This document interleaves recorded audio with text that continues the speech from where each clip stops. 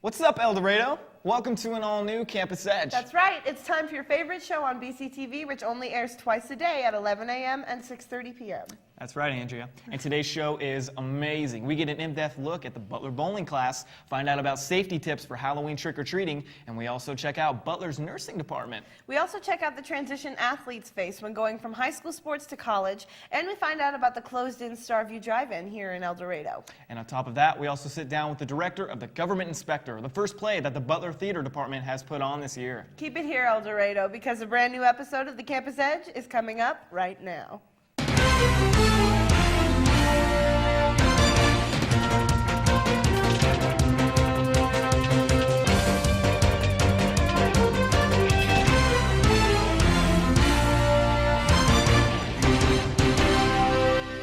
Hey, El Dorado. This is the Campus Edge, one of BCTV's most popular shows. I'm Michael Montgomery. And I'm one of the show's newest anchors, Andrea Tate. Wow. Welcome to the show, Andrea. Thanks, Michael. No problem. In fact, I was wondering, do you have any broadcasting experience or anything of that matter? Nope. That's great. Anyway, let's go to Campus Edge reporter Zachary Jettle, who wants to tell us all about the nursing department here at Butler. Hi, I'm Zachary Jettle, and I'm standing in front of the 1500 building. This building houses the nursing department, a department where Butler students learn the essentials and knowledge it takes to be a nurse. We went inside to find out more. Well, I'm the Dean of Nursing, Allied Health, Early Childhood Education, and Early College Health Sciences Academy. So my overall responsibility is the oversight of the nursing department. Butler's nursing program came into existence in 1965. Since that time, there have been hundreds of nursing graduates out of this program that provide care not only in our area, our region and state, but well beyond. Virtually, you can't go to any hospital, clinic, any healthcare setting in this area that you won't run into a nurse that has graduated from our program. We admit 56 students twice a year, in the fall and the spring, in our first level, and then we admit up to 16 advanced standing students or LPN students in the third semester twice a year. It's a competitive program to get into. Anyone that probably knows anything about Butler's nursing program knows that there is a process by which students have to, in essence, compete for those 56 spots. Because I have a passion for helping people. If I could help somebody in a time of need, I would be happy. It's pretty much the same for me. I've always wanted to help people. I've always been a people person, so this is a profession that allows us to be close and working with patients, helping them. So I feel like it'll be satisfying to me if I can have a part in helping save someone else's life.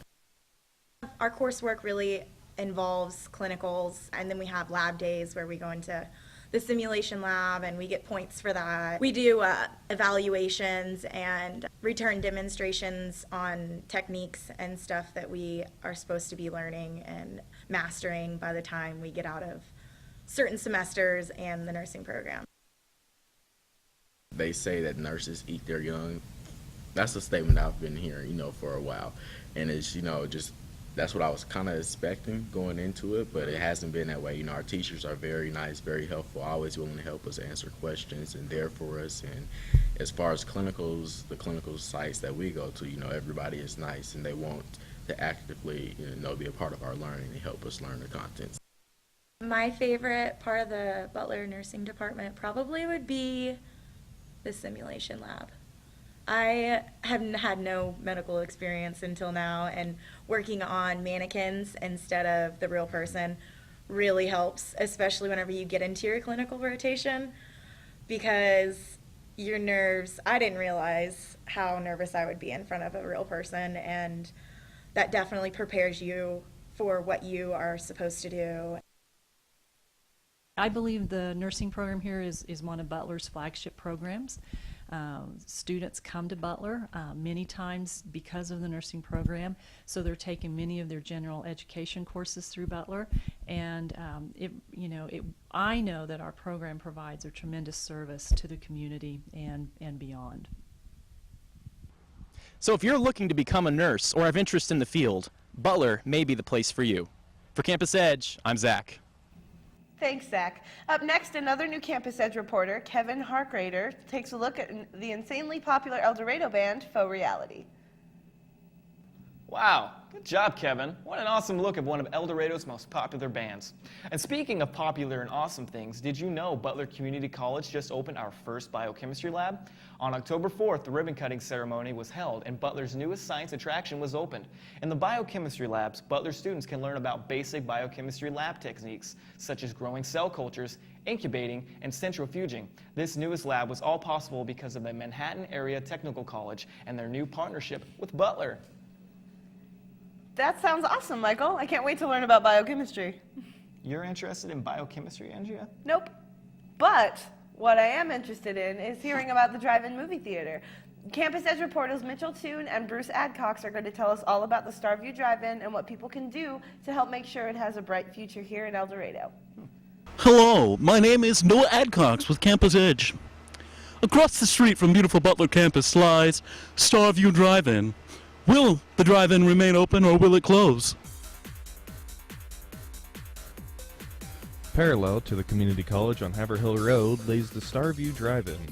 Being the second drive-in ever created in Kansas, the theater has brought joy to countless numbers in El Dorado and the surrounding areas.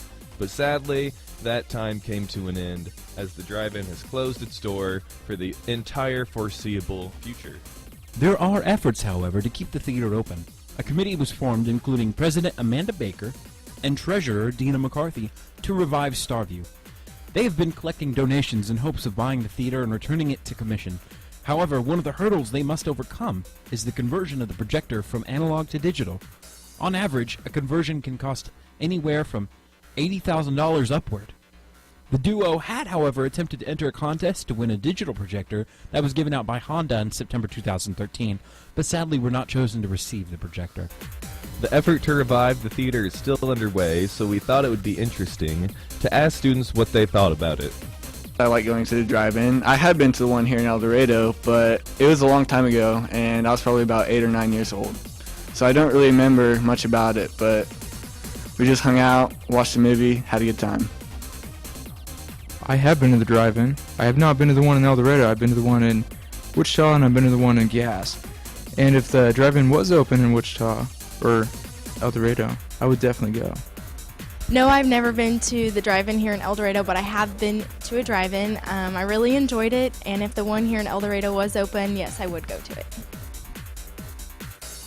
Of the students interviewed on camera and off, it seemed to be pretty unanimous that if the drive-in reopened, it would be frequented by many Butler students.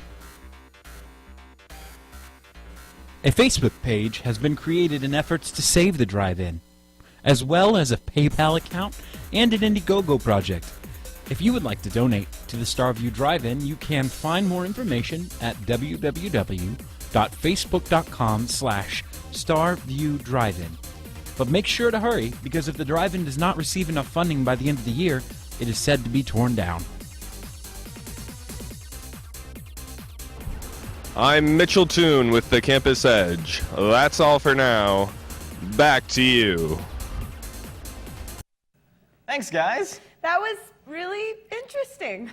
When we come back, we have another part of our brand new interview segment. This week, our executive producer will be sitting down exclusively with a very dramatic and creative person here at Butler. Stick around to see who.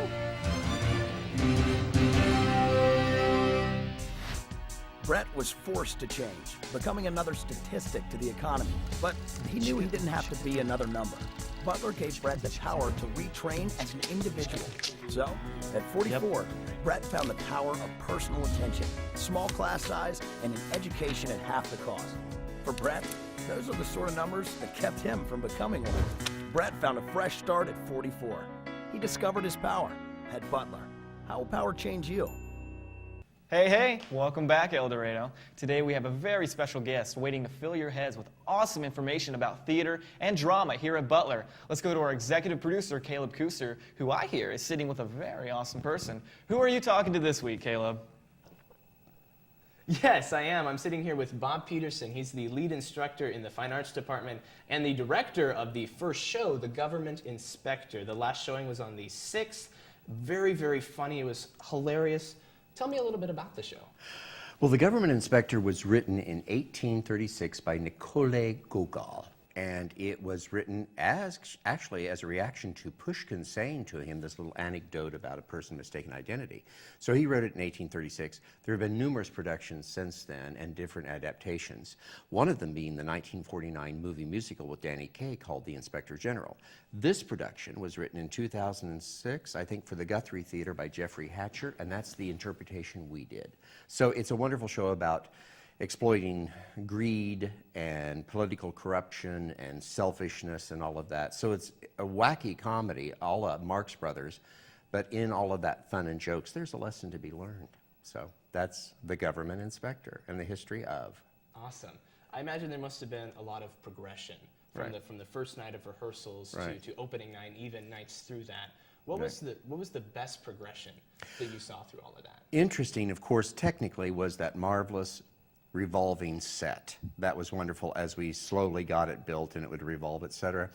I think the kids just understanding the humor of it and realizing the style of it. And I was especially, it would be interesting to have had the Dobchinski, the twins, from where they started to that delightful thing that they ended up with. I think they really understood that humor and understood that comedy, as all the cast did. They really progressed beautifully. But I noticed in Dobchinski and Bobchinski, which was that Alexander and Kevin Norfleet, that they really grew throughout the whole show. And then, of course, Cameron Ward as Klestakov, the identified inspector, was just wonderful. To see him grow every day was just brilliant. It was just wonderful to see him work. It was fantastic. It was so funny. I saw it twice, and there were one-liners throughout it. I couldn't pick a favorite. Did you have a favorite out of all of the great jokes in that? Yeah, I always laughed every night when Grusha, the maid, would say pillow talk. Yes. I always found that very, very, very, very funny. Yes. But there were really, really great lines. But, certainly, yes. Certainly. Now, while it was funny, it was pushing some boundaries in some places. It was a little bit over the top. It was a little raunchy.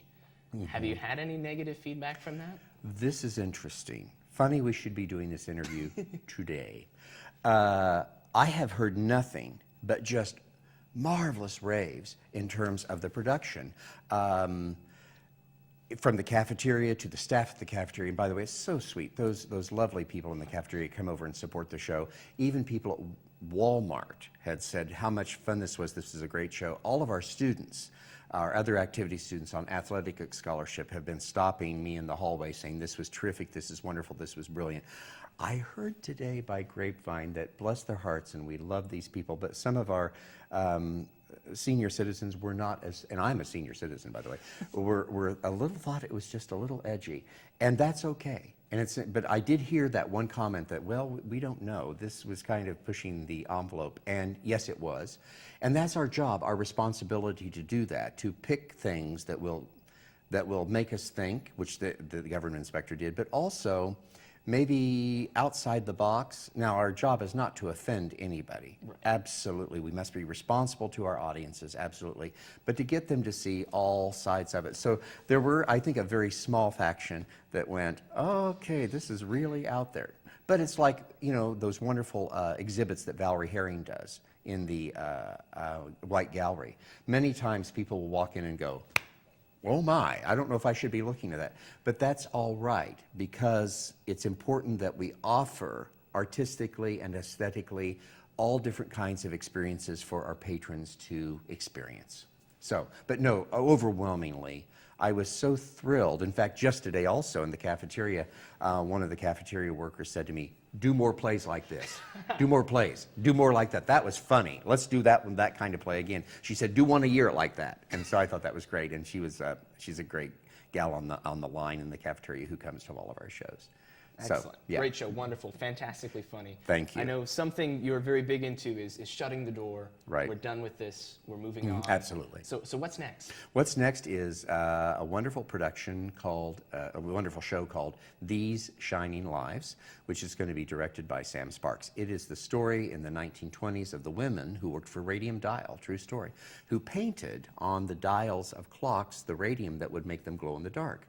And it's their story about how they experience radium poisoning by working in this factory. And it's a very poignant story. Has some humor to it, of course, but it's very, very poignant. And that's the next show, is These Shining Lives, which is in November 14th, 15th, and 16th, I believe. Fantastic. You bet. Fantastic. We look forward to it. Thank you. Thank you so much, Bob. Thank you, Caleb. Wow, that was totally awesome, Caleb. I can't wait to see the new play. Our theater department is really awesome. Yes, it is. Speaking of awesome departments at Butler, Campus Edge reporter Desiree Weber, a Butler Radio DJ, shows us how awesome our Butler Radio department can be. Hi, this is Desiree Weber, also known as Lady Fresh. This is 88.1 The Grizz, and let's take a look at the Radio Shack remote.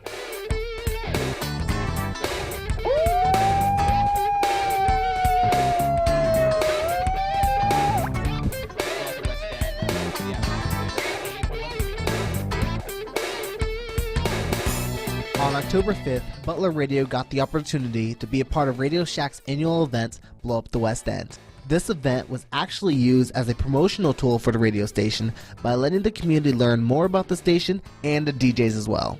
Let's meet some of the DJs from the event. I am DJ Tank, and I do the Battlefield every Fridays from 8 to 10 p.m. I'm also on the Weekday Zoo every afternoon every Tuesday, Thursday afternoon from 4 p.m. to 6 p.m. My DJ name is DJ Rue, and my show name is The Great Unknown. My DJ name is Big J, and my show name is The Deep End, Monday, 2 to 4. My DJ name is Miss K, and my show name is Then and Now. I play country, some classic rock, Billy Joel, The Beatles, pretty much anything. My name is DJ Lumber Zach. And? What's your show?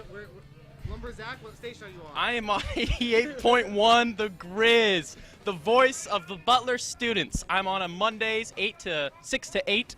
My show is the best of country and other stuff because everyone hates country at some extent. My DJ name is DJ Looney Tunes. My show time is from 6 to 8 every Thursday. What up? Looney Tunes in the house, on the set, KBTL, 88.1. Bring it on.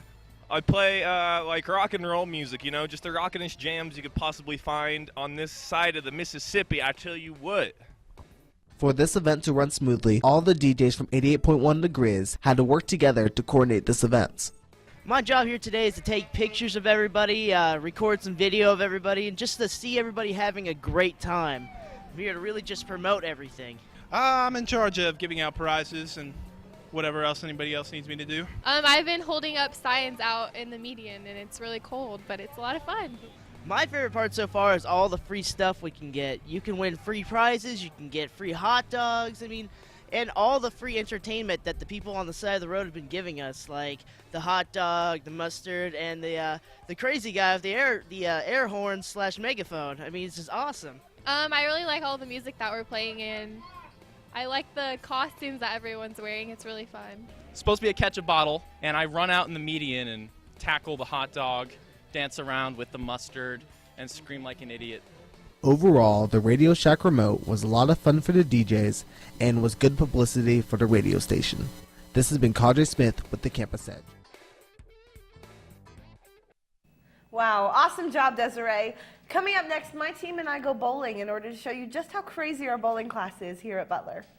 All right, well, we are going to go to the bowling alley to speak with the instructor about the bowling class that's offered here on campus that not a lot of people know about. So we're going to go do that, and I'm going to play a couple rounds, and it's going to be fun.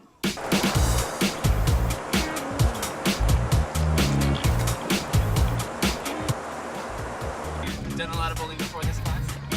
I haven't. My mom actually used to be on a bowling team, and my stepdad, they were both on a bowling team together. So it's in my blood, kind of, but I'm just not very good at it. I don't take a whole lot of time to be good at it, so. This is Thad Alexander. He's a friend of mine. He's in my bowling class with me, and he's also in the play with me. So, which won't be relevant by the time this airs. We spend a lot of time together. That's the gist of all. Yeah, basically.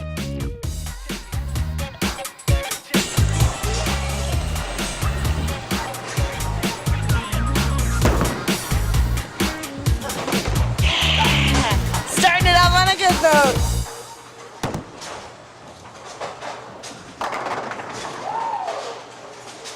It's I dashed any and all hopes of ever becoming a famous bowler, the camera team went to find the instructor. Do you have Chinese children working in the back of your thing? No.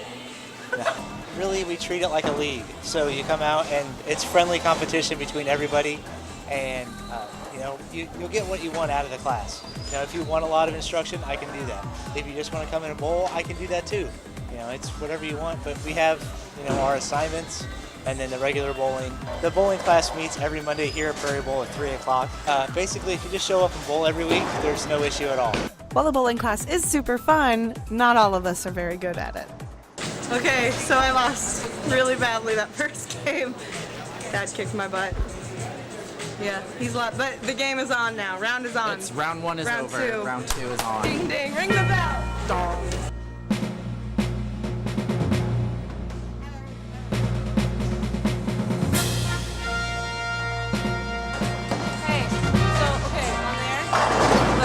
See that arrow? That arrow shows you where you're supposed to hit the ball instead of throwing it like you threw it. Now that the game is over, I'm going to treat myself to lick my wounds, and I'm going to go up to the concession stand and get a drink, and then I'm probably going to play in the arcade a little bit. Go down!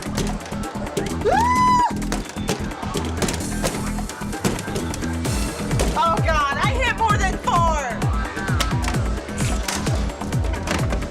Okay, stop. Different game.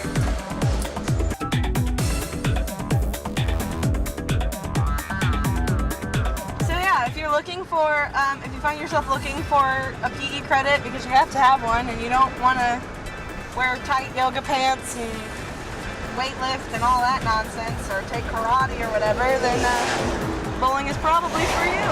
It's pretty fun and it's really great. So for Campus Edge, this has been Andrea Tate, and now back to you guys in the studio.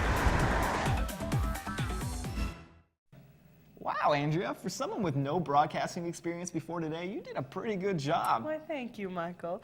But you know what else is pretty good? Cake? Well, that. And a Butler Sports Update, courtesy of our very own Sports Media Department. After the break, we catch up with all of the awesomeness that Butler Sports have to offer. Keep it here, El Dorado. With Butler, Cameron's Barbershop Quartet sang their way to 8 in the world while singing the praises of one powerful education. He's found the power to record 3 CDs and write more than 120 songs, including the one song inspired by his time at Butler, playing in the background now. All this personalized to around 14 in each class, and that's much better than sitting in the 23rd row of a 600-seat auditorium. Cameron found his passion in music. He discovered his power at Butler. How will power change you? Welcome back, El Dorado. Up next, we are going to Nicole Fye, who has updates about the many amazing sports teams and athletes here at Butler. Thanks, Andrea. It has been a pretty good 2 weeks for Butler athletics. The volleyball team extended their lead to 8 wins after they swept the East Central Missouri Invitational Tournament on October 4th and 5th. They competed and won every set against Lewis and Clark Community College, Indian Hills from Iowa, and Mineral Area College. The only set loss was against East Central College, the home team, but Butler came out ahead in 3 of the 4 sets to take the match win.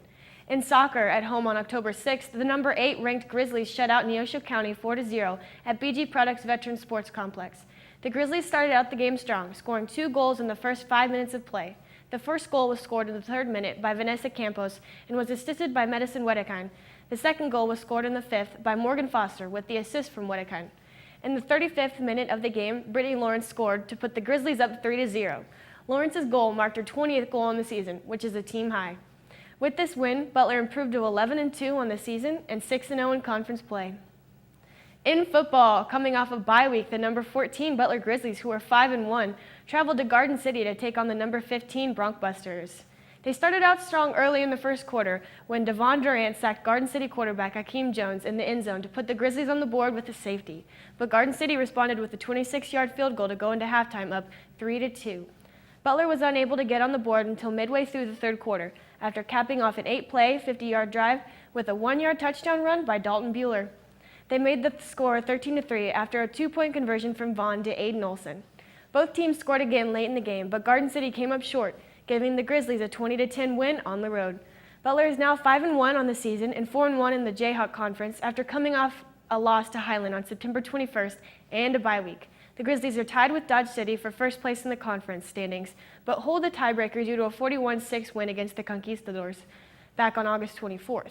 Butler will have another bye week next weekend and will be back in action when they travel to Coffeyville on October 19th. For Campus Edge Sports, I'm Nicole Fye. Back to you, Michael.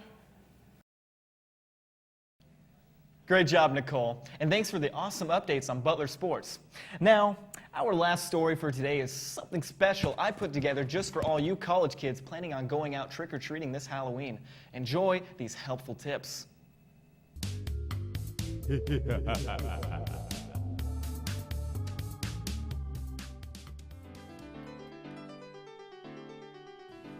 Oh, hello. I'm Michael Montgomery, here to give you some quick tips for a safe Halloween night. Now, Halloween has been celebrated in America for years on end, where children can accept pieces of candy by complete strangers. Seems safe, no? Well, you could be wrong, unless you follow these 5 quick tips. Tip number 1. Watch out for cars. During Halloween, there are so many people running around getting candy that drivers need to be very careful. But not all of them can see you, so make sure you can see them. Go back to the zoo! Hey! Don't block your peripherals, and most importantly, avoid all black. If you're wearing nothing but black, skipping across town looking for candy from strangers without a care in the world, well, I can't tell you what might happen. So try to avoid wearing all black or wear some reflective tape.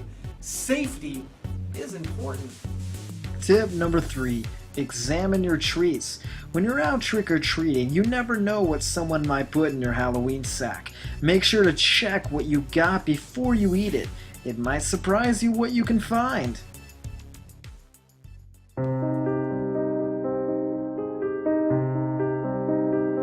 Tip number 4. Houses to avoid. There's a reason that person's porch light is off. A non-lit porch light is a universal sign of don't knock, and people there will not greet kindly to your trick-or-treating. Also, avoid going into houses. You don't know that person, and going inside their house could be dangerous. And tip number 5. Avoid trick-or-treating alone. Last of all, and most importantly, always travel in a group, or you might become a real scary trick-or-treating tale for people to tell. This has been Michael's quick tips for a safe Halloween night. Have a great Halloween.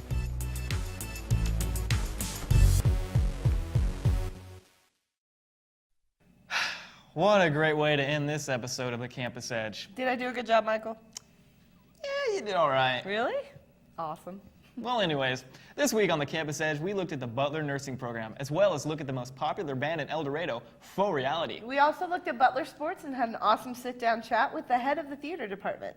Don't forget to tune in each weekday at 11 a.m. or 6:30 p.m. on BCTV Channel 20, or check it out on our new YouTube channel, Butler Radio and TV. That was fun. Can I anchor again next episode?